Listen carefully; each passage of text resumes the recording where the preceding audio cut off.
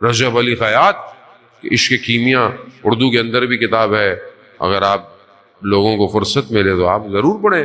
رجب علی خیاط اپنی جوانی ہے، خیاط ہیں، ٹیلر ہیں، گھر میں کوئی نہیں ہے، کوئی خاتون ہے، انہوں نے تقاضا کیا کہ کوئی بھی نہیں دیکھ رہا، انہوں نے کہا میں دروازہ بند کرنے جاتا ہوں۔ دروازہ بند کرنے گئے، خدا سے سودا کیا، خدا کوئی نہیں دیکھ رہا، میں تیری خاطر دروازہ کھول کر باہر جا رہا ہوں، تو میری خاطر کیا کرے گا؟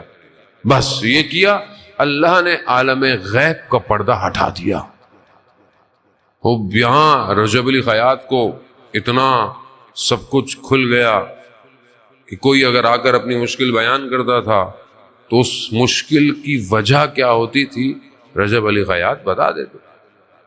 نجف جب جاتے تھے امام کے حرم میں مولا امیر کے، تو یہاں امام سے سوال کرتے تھے تو اندر سے جواب آتا تھا۔ اب یہ کیسے ہو گیا کہ ایک شخص دوسرے عالم میں پہنچ جاتا ہے؟ اب یہ جتنا انسان کا بڑا ہدف ہو، مولا متقیان نے جو بلاغہ میں کیا فرماتے ہیں کہ انسان اپنے ارادے سے پہچانا جاتا ہے۔ وہ آج جوان کا ارادہ کیا ہے؟ آج جوان کیا ارادہ کر کر گھر سے باہر نکل رہا ہے؟